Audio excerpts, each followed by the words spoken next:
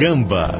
1h04, muito boa tarde, está no ar o Sala de Redação, um tradicional programa de debates esportivos da Rádio Gaúcha, em nome de Gimo, a linha mais completa de inseticidas do Brasil, Zafari Bourbon, Ruder Segurança, sua confiança faz a nossa força, ar-condicionado é na Frigelar, seu centro completo de climatização, frigelar.com.br, Grupo IESA, vamos juntos, suco de uva integral Aurora, além de delicioso faz bem, e Pix Banrisul, sua empresa tem isenção até 17 de fevereiro no Pix. Aproveite!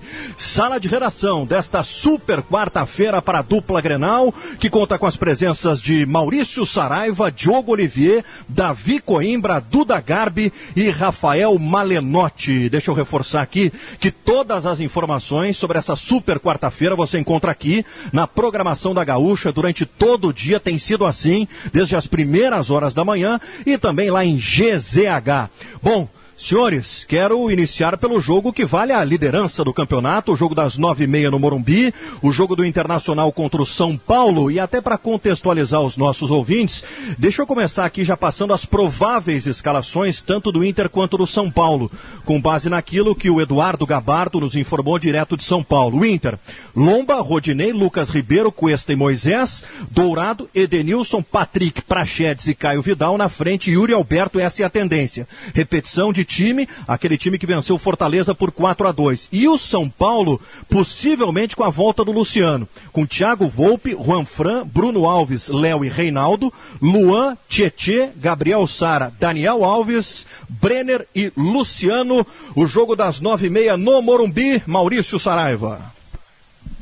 Olha, esse é um jogo luxento, né, Felipe? É um jogo luxuoso, é um jogo em que você para ver, mesmo não sendo nem colorado nem São Paulino, porque ele decide destinos, ele encaminha destinos. Não é uma decisão definitiva, porque aí só na 38ª rodada ou quando a matemática decidiu um campeão. Mas ele sinaliza um caminho. O São Paulo, por exemplo, vive uma turbulência tão grande que o Luciano, pela sua ausência, passou a ser o seu maior protagonista. Um jogador que no Grêmio sobrava às vezes do banco, mas lá no São Paulo encaixou com esse tamanho.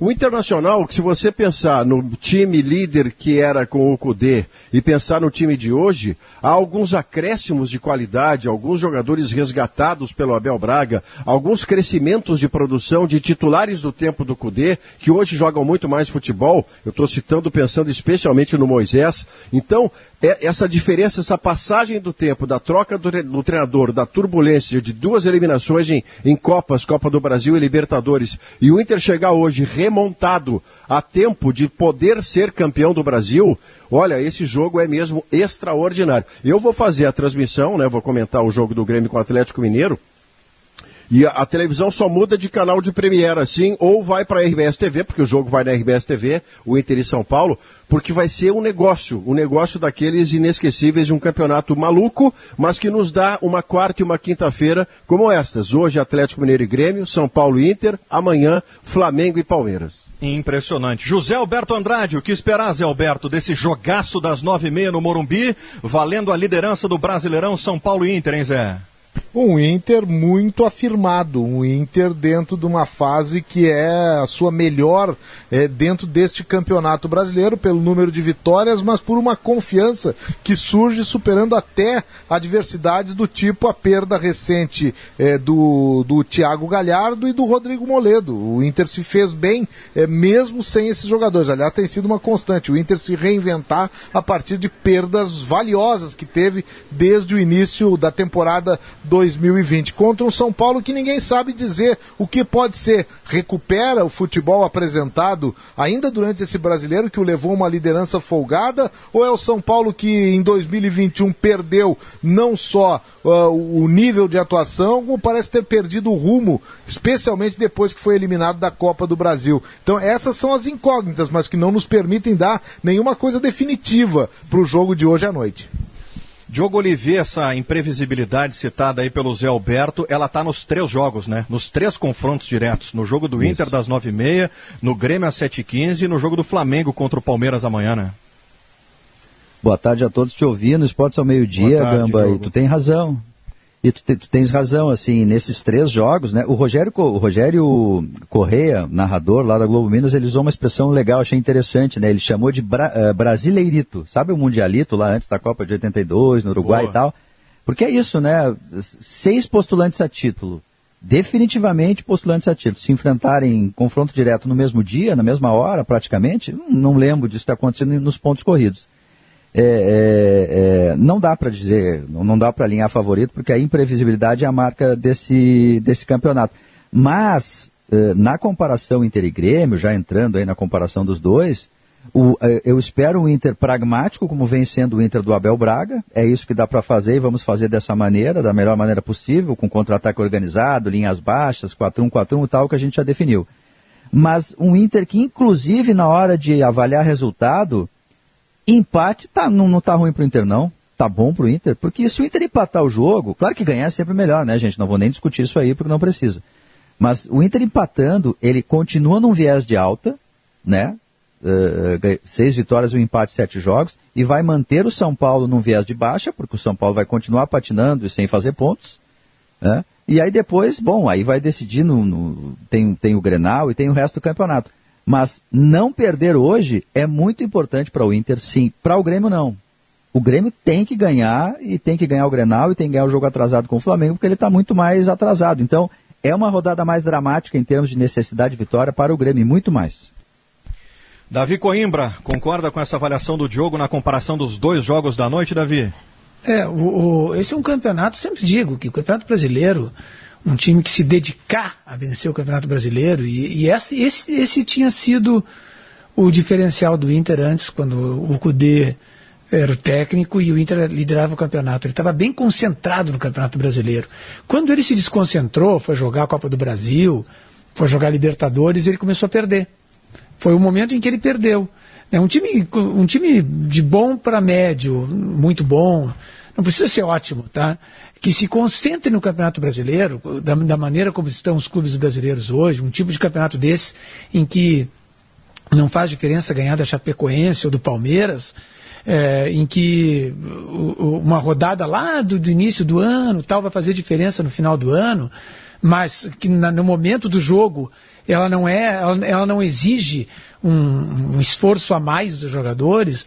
Esse tipo de campeonato morno, que é um campeonato morno, um campeonato passivo, um campeonato anódino, um campeonato sem sal, esse tipo de campeonato é perfeito para o time que se dedica a ganhá-lo.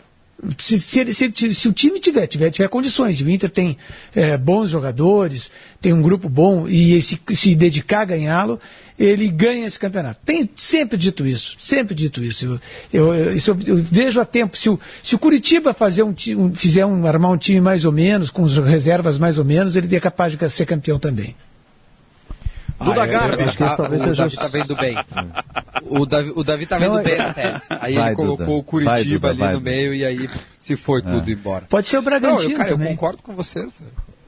O Bragantino teria mais chance. Não, cara, eu acho também que tipo assim, pro Grêmio, pensando em Grêmio, é uma rodada, assim, é uma semana, né, uma semana composta de 3 jogos, que o Lucas Silva falou na coletiva, né? É a semana para decidir o que a gente quer.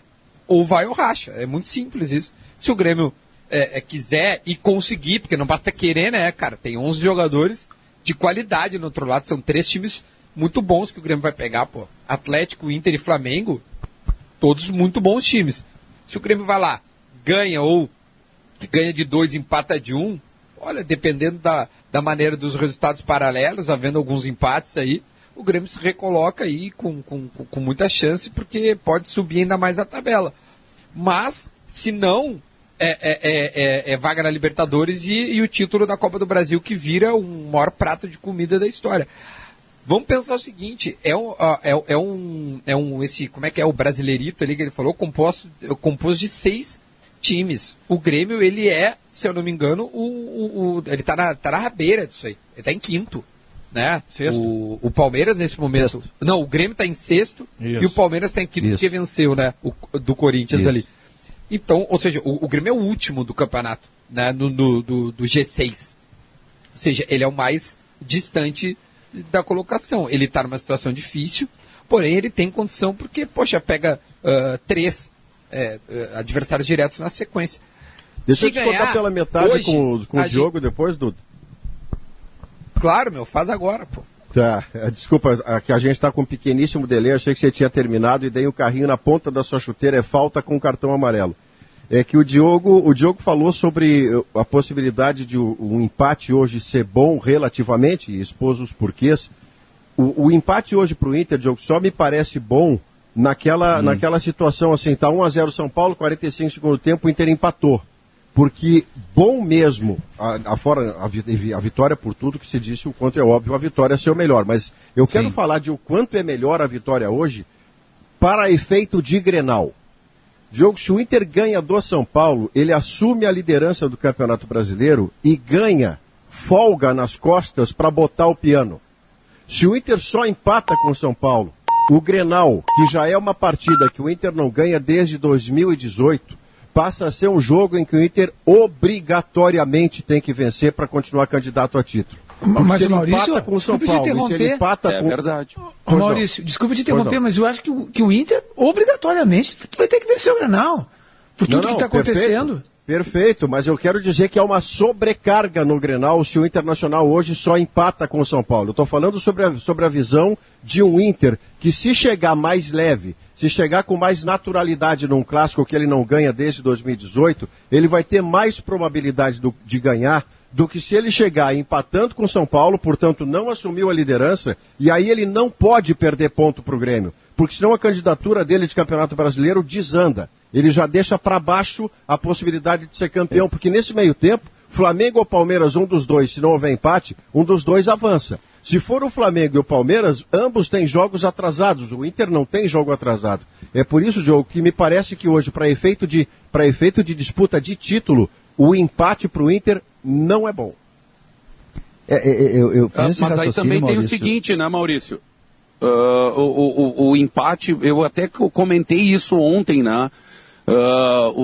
Dois empates que foram dolorosos para o Inter, que foi contra o Palmeiras no Allianz Parque e contra o Bahia, nas duas vaciladas do Moisés e do Rodinei, respectivamente, que vinha tudo, né, os 3 pontos estavam sendo encaminhados e no último minuto, né, por um vacilo, por uma desatenção, se cedeu o empate.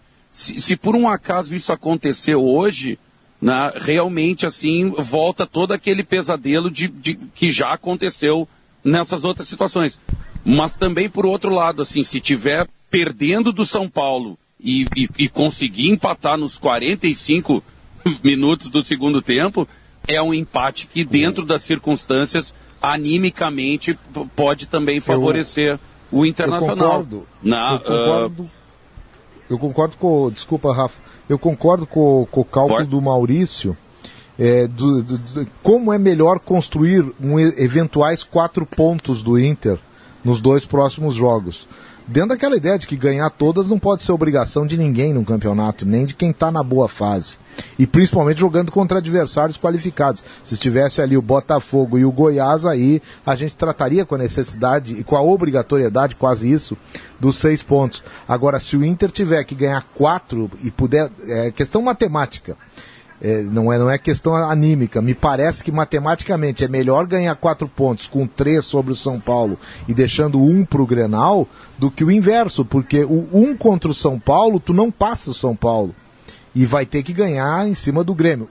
A vantagem que tem de ganhar o Grenal é a vantagem anímica, aí sim, é a vantagem aquela da autoestima, de ganhar um Grenal depois de um monte que não ganhou, desde 18 que não ganhou. Então, essa vantagem moral, o Grenal é muito superior, talvez até ao jogo contra o São Paulo. Agora, se a gente for para a frieza do campeonato, para a tabela do campeonato, se tiver que ganhar 4 pontos, o jogo a ser vencido é o de hoje.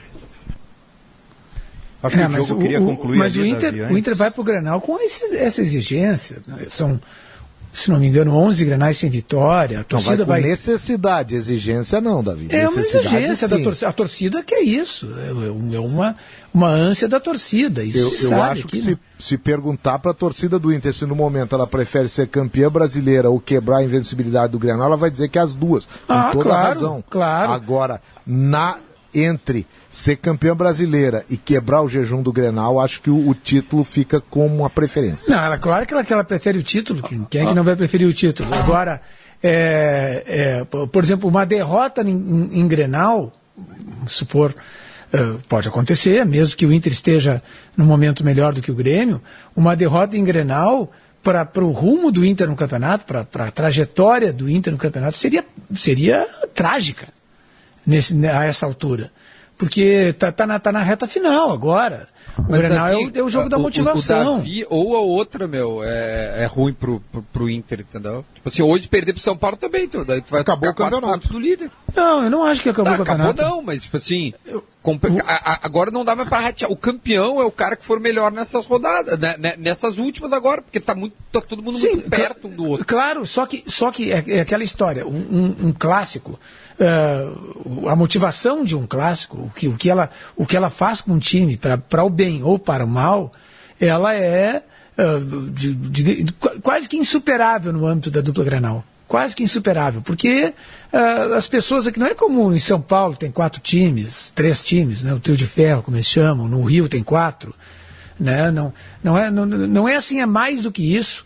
No Rio Grande do Sul fica aquela cobrança, fica aquela corneta, as pessoas ficam em cima, o sujeito vai na farmácia e tá o farmacêutico falando, o filho ouve corneta na escola. Então, é outra história, o tipo de motivação psicológica é outra.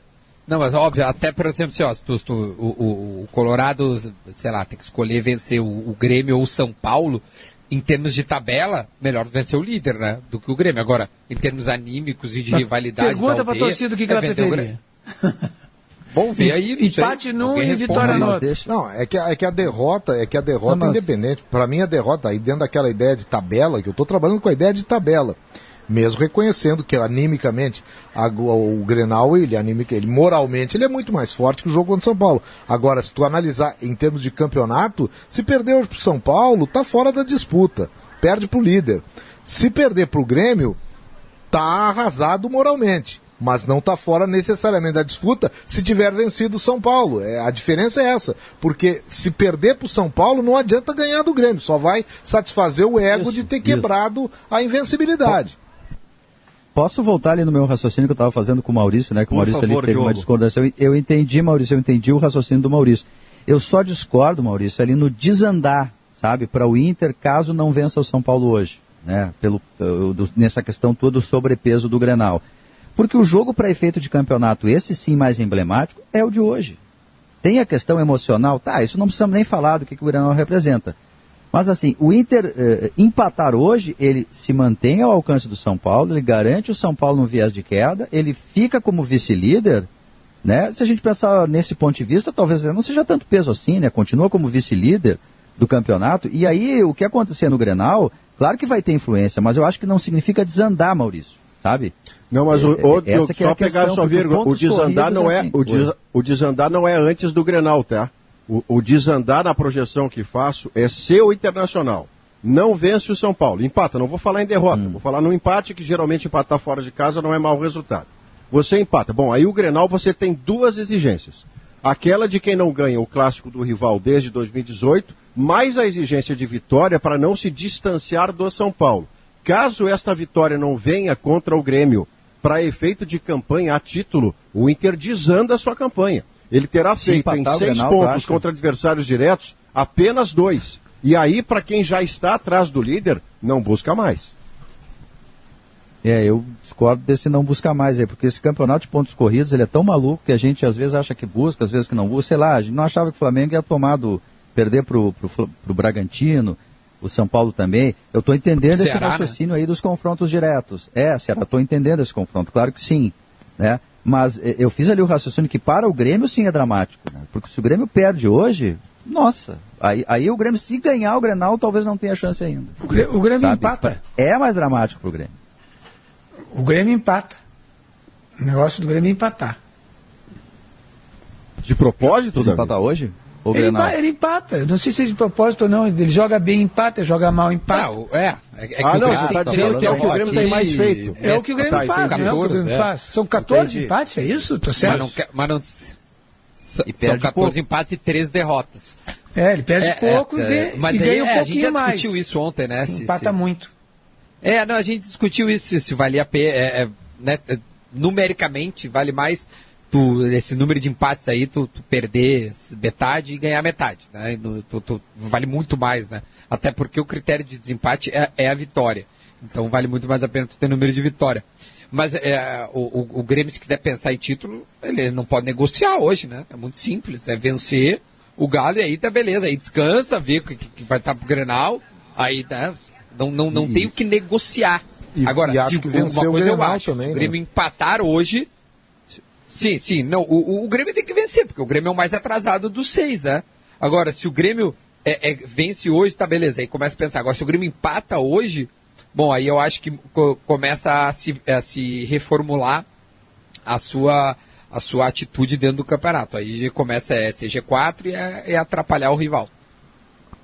O emocional é que é o quesito que eu quero colocar assim como diferencial. A gente fala de tática técnica, movimentos coletivos e individuais, que é o que a gente tem que falar mesmo, porque o futebol se decide muito nesses quesitos. Mas na pandemia, e já desde muito antes, cada vez mais o emocional fala sobre estes quesitos e influencia o tático e o técnico. Então, se o Internacional, e nessa é a hipótese que estou colocando, ele só empata com o São Paulo hoje, que normalmente a gente não colocaria um só antes do empata com o São Paulo no Morumbi. Mas para efeito de quem está atrás, querendo uma liderança que já foi sua, que foi perdida e pode ser resgatada, e às vésperas de um Grenal, ia fazer um enorme efeito emocional para o Inter entrar bem no Clássico, entrar confiante no Clássico e mais leve no Clássico, chegar no domingo 4 da tarde, líder. É diferente de você entrar logo depois de ter tido a oportunidade de assumir a liderança e fracassar. E quando eu digo fracassar, não é nem a derrota. Fracassar é você não assumiu a liderança quando poderia. E aí tem um Grenal que você não ganha desde 2018. O componente emocional vira um piano nas costas de cada jogador. Mas e se perder a liderança no Grenal daí, Maurício? Seguindo esse raciocínio aqui que a gente... Mas é menos grave porque você já conseguiu, você continua candidato, Diogo. Se você perde o Grenal, vai ter aquele efeito, perdeu mais um Grenal, vai ter aquele festival de memes, mas para um efeito de candidatura, você assumiu a liderança uma rodada antes. Perdeu o Grenal, você pode reassumi-la logo adiante. O que é duro para um colorado e uma colorada, de tanto que eu os ouço falar a respeito disso, é você não assumir uma liderança quando pode, a oportunidade é hoje, e logo depois se atrapalhar de novo no Grenal na sua casa, que é o que o Colorado está partindo do princípio. Qual é o exemplo que ele tem diferente desse? Recentemente, nenhum. Não, é que eu parto assim do princípio, Maurício, que o pontos corridos, os clubes têm que fazer exatamente o contrário do que o Davi solertemente ali, todo mundo ouvindo atentamente, embevecidos com o raciocínio do Davi, e aí lá no meio dá um pau nos pontos corridos, que é para nos irritar, entendeu? Ele vai lá, busca adjetivos intelectuais e dá um pau nos pontos corridos. É fazer exatamente o contrário, é não enxergar pontos corridos como um jogo amorfo, macambúzio. Não, é um campeonato emocionante. O Davi é um sofista. O Davi é um talentoso sofista. Assim, então não vai adiantar, super quarta, o Grenal, não sei o quê, aí depois amolece contra o, sei lá qual é o outro time, o Curitiba lá, o Grêmio mais adiante vai ter, e aí perde. Não adianta, sabe? Então, eu sei que é super quarta, eu sei que tem emocional do Grenal, eu sei que é final antecipada, o que é um jargão, né? É a prova que a gente não aprendeu ainda a lidar com os pontos corridos, porque a gente ainda está com a ideia do mata-mata, né? Que se ganha é campeão, tudo certo. É que no mata-mata no mata-mata tem que se superar também psicologicamente. Mas o Brasileirão mais ainda, Davi. O mata-mata ele tem uma exigência. Ele faz uma exigência ao time, ao jogador. Tanto que a gente sabe, assim, puxa vida, milhares de exemplos, né? Não é nem centenas, milhares de exemplos de jogador que fracassa em decisões. Tem jogador que é assim. Tem jogador, o cara joga demais, chega na decisão, ele se apequena. Outros, ao contrário, chega na decisão, eles crescem. Pegar um jogador como exemplo, tá? Um jogador que não era assim um virtuoso, mas era um esforçado nunca perdeu. E que chegava na decisão virava um monstro. Valdomiro Vaz Franco, em casa, na nova arena. Meu Deus, Valdomiro Vaz Franco, quando chegava na decisão, ou era gol dele, ou era passe dele, ou era jogada dele. O Valdomiro, nos 12 anos, em que, ou talvez um pouco mais, que jogou no Inter, quando o Inter venceu, aquele super Inter dos anos 70, o maior time da história do Inter, o Valdomiro teve participação em praticamente todos os gols decisivos. Então era um jogador que se agigantava, chegava na decisão e virava um monstro. E outros jogadores se apequenam. Outros jogadores se tornam... Por quê? Porque tem essa diferença da final. Porque tu não consegue... Até porque, humanamente, é impossível o sujeito se esforçar ao máximo em todas as partidas. Não tem como. Nenhum ser humano aguenta... Tá aí o segredo dos pontos corridos. Mas a concentração total é impossível. É impossível. Na reta final. Para qualquer... na reta final... É evidente que aí acontece o que nós estamos falando. Pode ter uma vitória de 6, 7 jogos, sabe? Uma vitória que dá confiança, por exemplo, faz com que o time se agigante, às vezes, né? Às vezes. Eu só acho, Davi, que a questão do Valdomiro é perfeita. Eu acho que a tua alusão ao caráter decisivo do Valdomiro é um negócio que a história colorada, especialmente os mais jovens, tem que resgatar essa ideia. Para saber qual foi esse cara que não está tão distante assim na história. Tem imagens, tem até uma bibliografia razoável a respeito da era em que o Valdomiro jogou. Mas tem que se fazer um adendo nisso aí. Ele não era decisivo nas decisões, ele era decisivo na campanha do Inter. Ele era o cara que nos jogos aqueles no interior, que não eram decisões, eles eram de classificação, de pontos corridos. Ele era o cara que cruzava na cabeça do Escurinho e do Figueroa. Ele era o cara que cobrava a falta quando o jogo estava 0-0, numa fase classificatória preliminar do campeonato. Então o Valdomiro, claro, nas finais, ele não crescia, ele mantinha um nível que ele sempre tinha. Não, ele era maior, Zé, porque muitas vezes, no meio do campeonato, às vezes ele até saía, entrava o Jair, aquela coisa, o Valdomiro jogava... Ele sempre era nota 7, Valdomiro. Na decisão ele era 9 ou 10.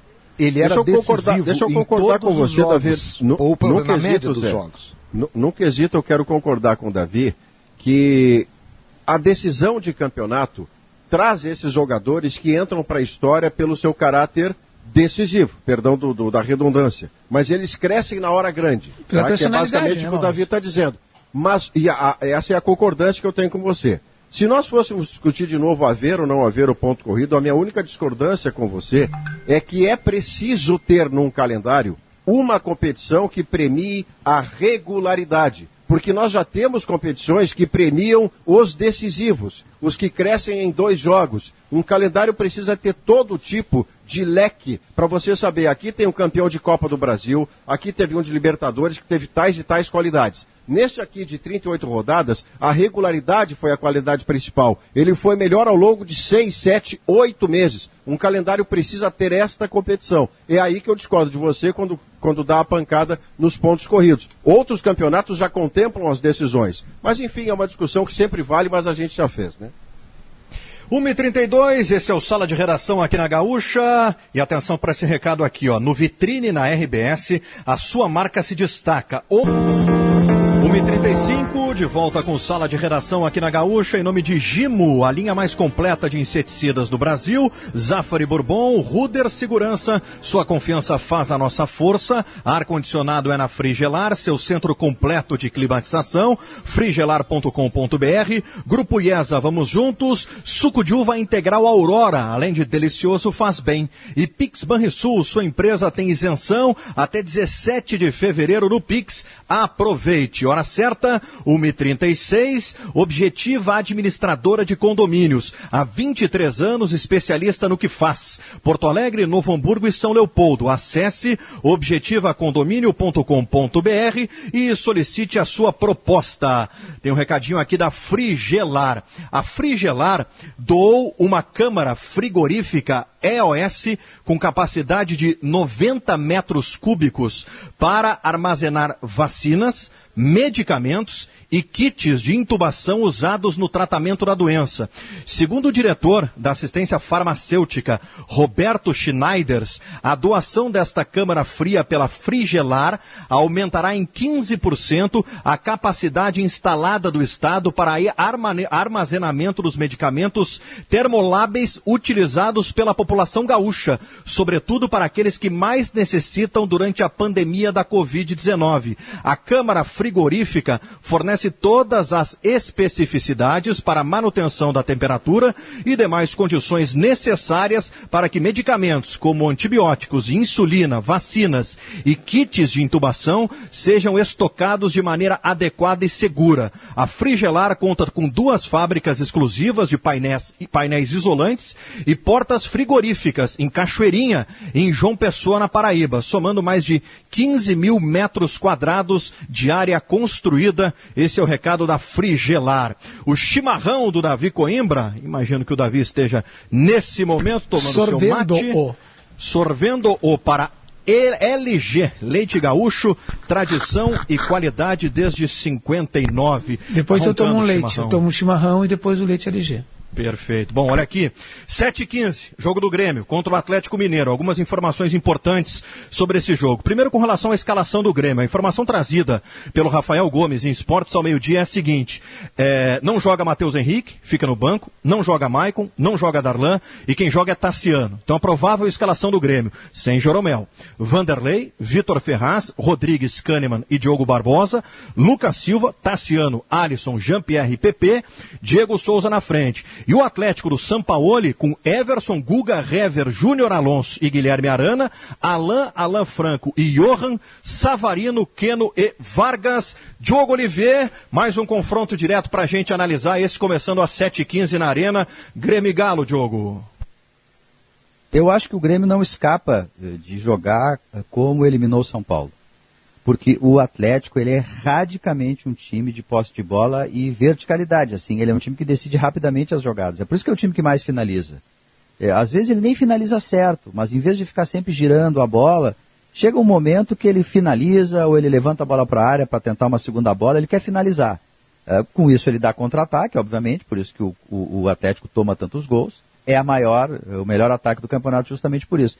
Então não tem outra maneira de jogar com o Atlético que não seja marcando muito, e aí eu estou dizendo muito, eu estou dizendo todo mundo, né? O Jean-Pierre vai ter sim que ter a sua participação, o PP sim vai ter que fechar o corredor lá na esquerda e também vai ter que chegar à frente, não tem outro jeito de enfrentar o Atlético. E aí a arma do Grêmio vai ser o contra-ataque organizado, porque o Grêmio quando se defende ele não é uma retranca, porque ele tem jogadores de qualidade para contra-ataque, ele tem o PP de velocidade pela esquerda, o Alisson a mesma coisa, ele pode ter uma bola longa, um pivô com o Diego Souza. Então o cenário do jogo não tem nenhuma dúvida que vai ser esse. A questão do Grêmio é o Jean-Pierre conseguir fazer essa outra parte, quando o Grêmio estiver com a bola ofensiva, e a ausência do Matheus Henrique, que é um outro volante apoiador que o Grêmio tem, né? Eu discordo da ausência do Darlan, Henrique. Eu discordo da ausência do Darlan. Eu não sei exatamente por que o 4-1 pegou tanto no Darlan. O 4-1 do Santos em cima do Grêmio.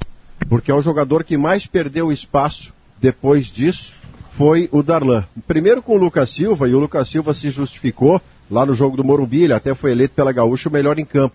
Mas depois disso, as opções passaram a ser todas, menos o Darlan. E eu gosto do Darlan de segundo, ele tem uma marcação boa, ele me parece uma marcação até melhor do que o Tassiano, e nesse momento o Jean-Pierre, era importante que os 2 primeiros homens de meio, no caso o Lucas Silva e o Darlan, marcassem compensando a eventual deficiência do Jean-Pierre. Porque na ideia de você ter o Tassiano e com isso trazer o Jean-Pierre para segundo volante, diminui muito o Jean-Pierre, e talvez seja o que aconteça hoje à noite. Vamos ver às 7h15. Me parece que o problema do Grêmio todo ano, quando ele vai mal, é o meio de campo, né?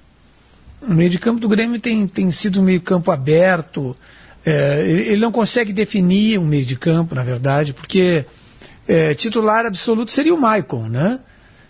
Acho que ninguém tem dúvida a respeito disso. O Maicon está tendo problemas, talvez clínicos, físicos, a gente não tem bastante informação, não temos informação suficiente para saber o que exatamente está acontecendo. Muscular, Davi. Tem problema muscular. Clínico, né? Mas é um problema recorrente. Sim, então sim, mais do que isso, né? Mais do que um problema muscular, porque um problema muscular, o cara fica algo grave, fica 6 meses, depois volta. Se for grave, né? Então o Maicon é um titular que o Grêmio perdeu, uma referência. No último jogo ele entrou e mudou o jeito do time jogar, né? Então esse jogador, o Grêmio, às vezes conta, às vezes não conta.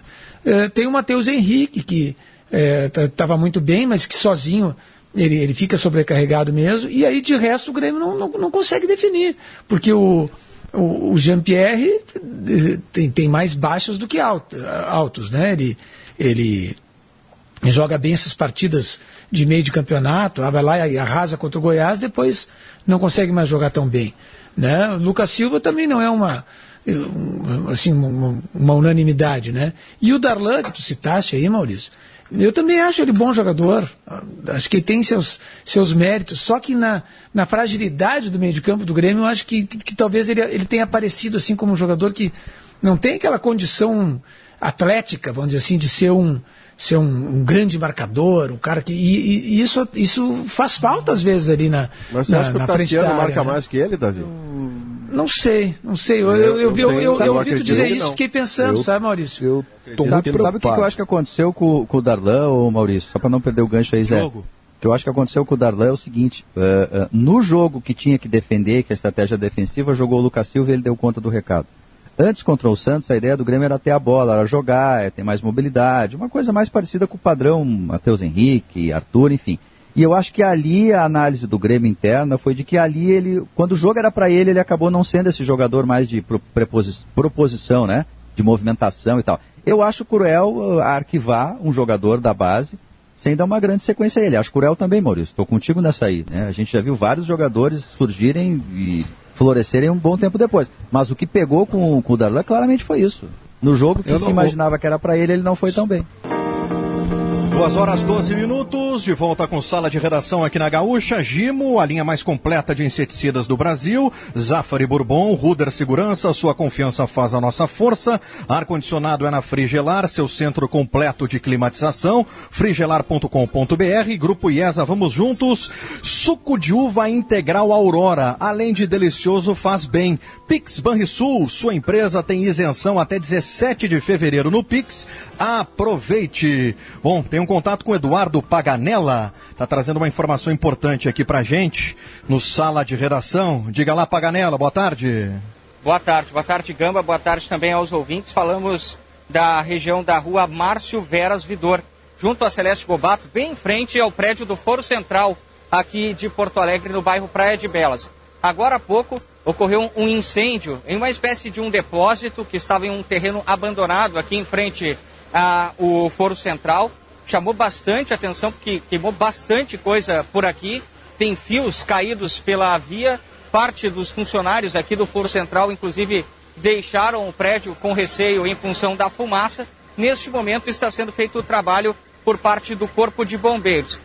A informação que eu recebi é de que é um depósito que estava abandonado, mas que alguns moradores de rua utilizam muitas vezes ou para dormir ou para descansar. Então o Corpo de Bombeiros, neste momento, já conseguiu controlar as chamas, apesar de ter bastante fumaça por aqui. 3 caminhões do Corpo de Bombeiros estão no local. Eu vou até me deslocar aqui porque os bombeiros solicitaram que eu saísse desse ponto de onde eu falo agora, Gamba. Mas tem 3 caminhões do Corpo de Bombeiros por aqui e um Volkswagen Fox que estava estacionado exatamente em frente a esse depósito, ficou destruído em função do incêndio. Os caminhões estão atuando por aqui, o Corpo de Bombeiros também. É bom destacar, o incêndio já foi controlado, mas agora os bombeiros conseguiram entrar nesse depósito. Vão verificar as circunstâncias desse incêndio nesse depósito, em frente ao Foro Central, no bairro Praia de Belas. Campo. Obrigado, Eduardo Paganella. Qualquer nova informação ele traz na programação da Gaúcha. Pessoal, vou fazer o seguinte, eu ainda tenho um intervalo de 2 minutinhos para fazer. Então vou fazer esse intervalo agora e aí a gente volta com o Sala e vai até o final para a transição para o Gaúcha Mais com o Leandro Stout e a Kelly Matos. Então, intervalo rapidinho, 2 minutos, o último aqui no Sala e a gente já volta para o segmento final do programa.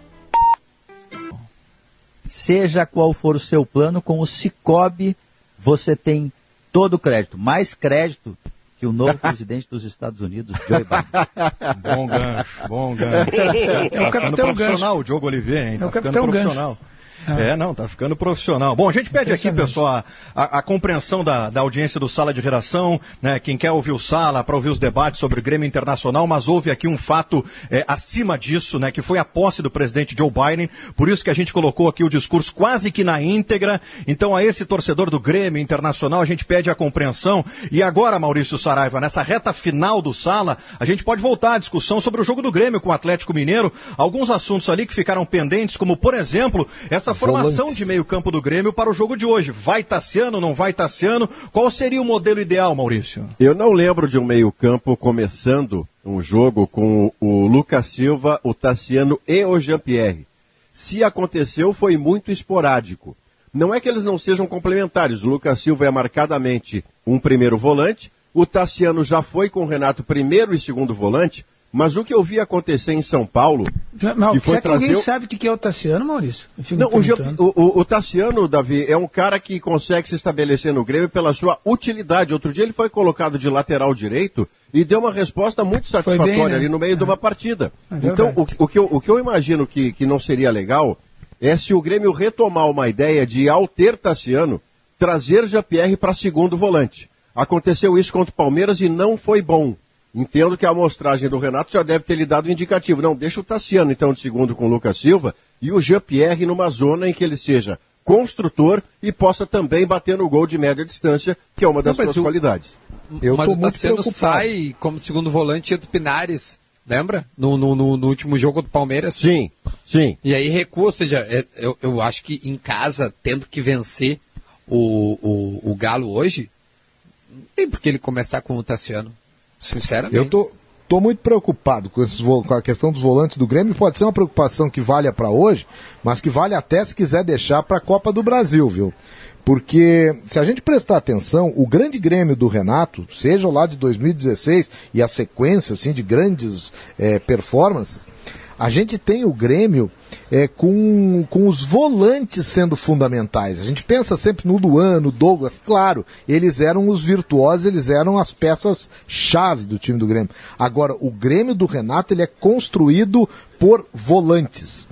Pega lá a primeira dupla, o Wallace e Maicon exuberante naquele momento lá. Depois o Maicon continuou sendo a grande peça fundamental, até trocando um pouco de posicionamento. Mas sempre houve parceiros, se não de grande qualidade permanente, tipo Arthur, tipo agora o Matheus Henrique, eu considero assim. Mas houve também outros de performances isoladas em grande momento, tipo Michel, que durante um tempo funcionou e jogou a melhor temporada da vida dele, Jailson. O Grêmio sempre, esse modelo de time do Grêmio, ele sempre dependeu da qualidade de volantes. E quando eu falo qualidade, não pode ter até um quebrador de bola, nem teve quase nesse Grêmio do Renato. Mas isso me preocupa, eu vejo fragilidade numa formação que hoje possa ter, seja Lucas Silva e Darlan, ou Lucas Silva e Tassiano. Eu prefiro o Darlan. Tá sem meio campo o Grêmio, né? Tá sem pela falta dos volantes. Nesse jogo contra o Palmeiras tocou 4 no Corinthians, era para ter tocado 4 no Grêmio no primeiro tempo. Tranquilamente. Porque o meio campo do Grêmio é aberto. É um passeio, ele não tinha primeiro volante, como tu diz, e faz tempo que não tem, e os outros não ajudavam. O meio campo aberto, assim, a defesa oferecida, sabe? O Tonhão fracassou assim, com muita ênfase, vamos dizer assim, no fracasso dele, porque ele se mostrou afoito, porque estava completamente desprotegido, o meio campo aberto. Se jogar assim nas finais da Copa do Brasil, vai levar um passeio do Palmeiras. Mais alguém preocupado com essa questão do meio campo aí, Maurício? O Palmeiras mostrou uma... Vai, Diogo, vai. Não, vai lá, Maurício, eu vou depois.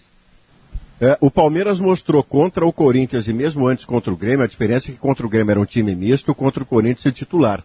O Palmeiras mostrou um serviço de meio campo de muita qualidade e contra o Corinthians a partir do Danilo, volante da base palmeirense que acerta passe e que sabe marcar. O palmeirense que imagina que a volta do Felipe Melo vai tornar o time mais macho, esqueça.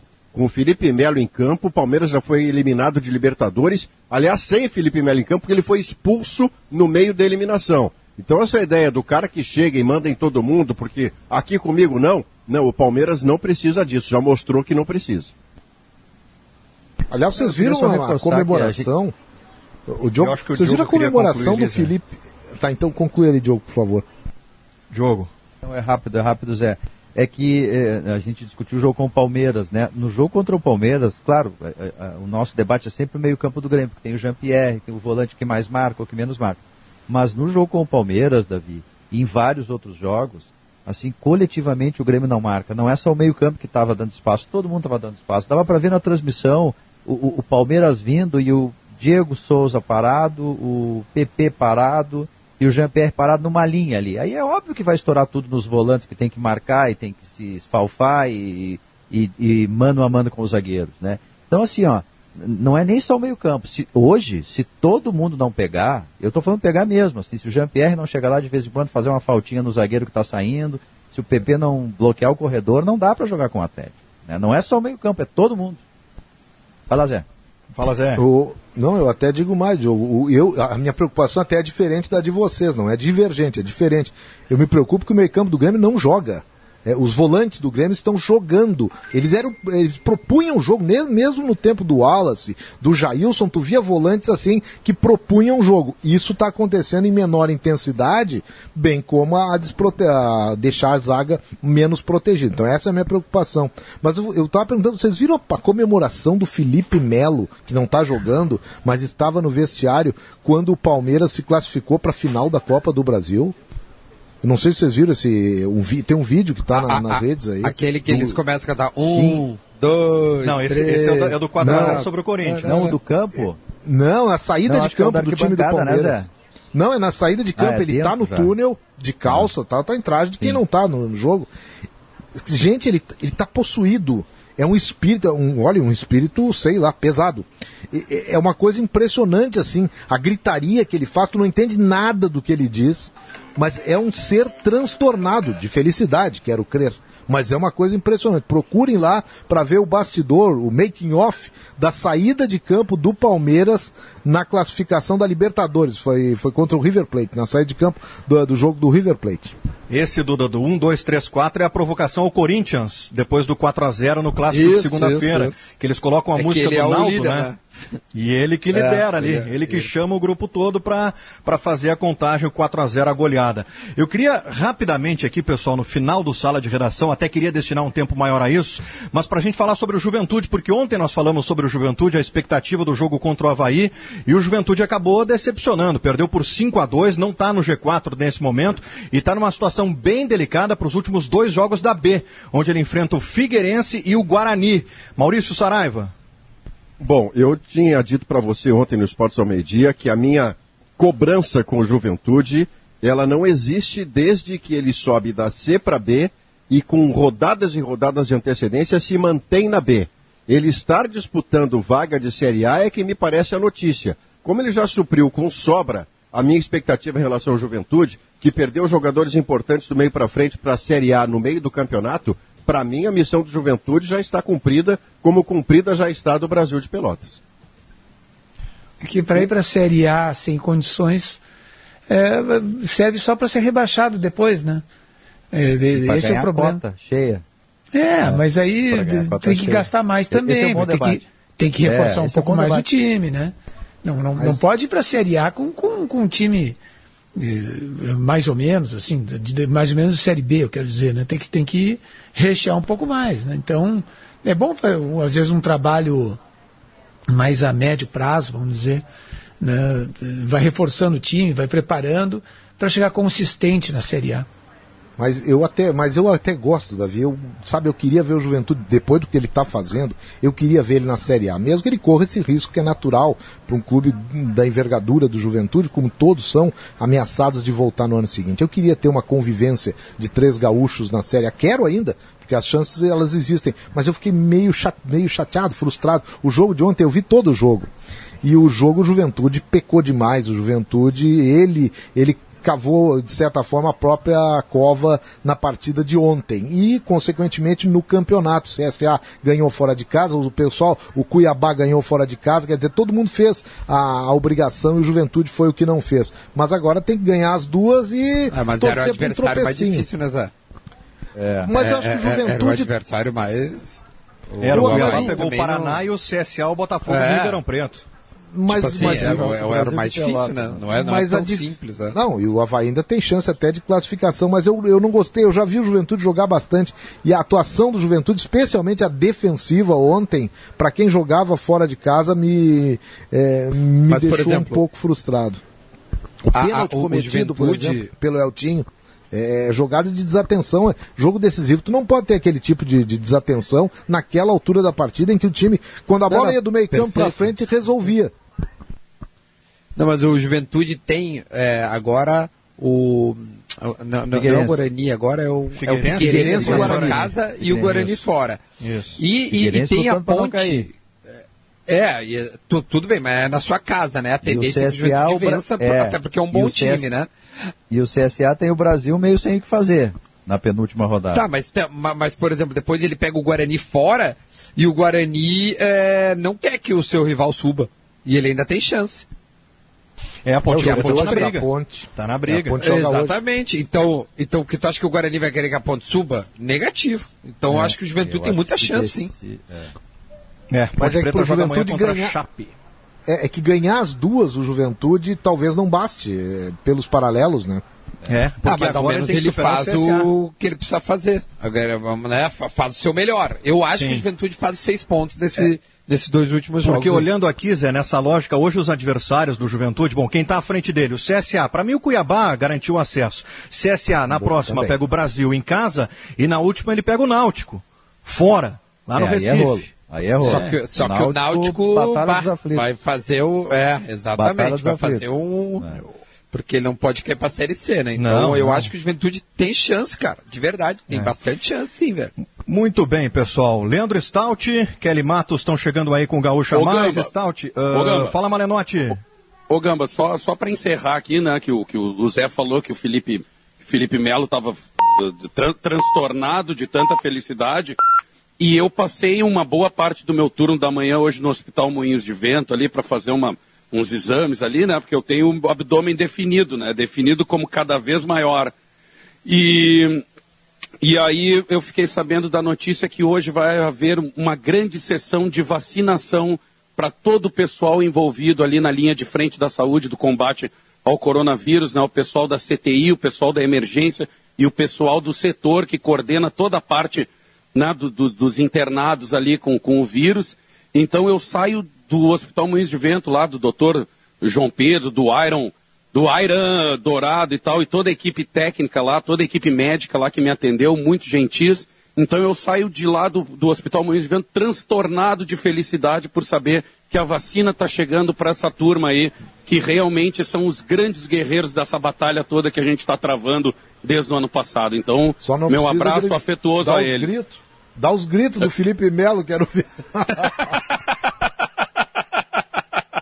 Grande notícia trazida pelo Malenotti, sem dúvida será um dos principais assuntos do Gaúcha Mais. Tudo bom, Stout? Boa tarde. Boa tarde, Gamba, boa tarde. Leandro Stout, Kelly Matos e grande elenco da Gaúcha chegando aí para comandar o Gaúcha Mais a partir de agora. Tchau.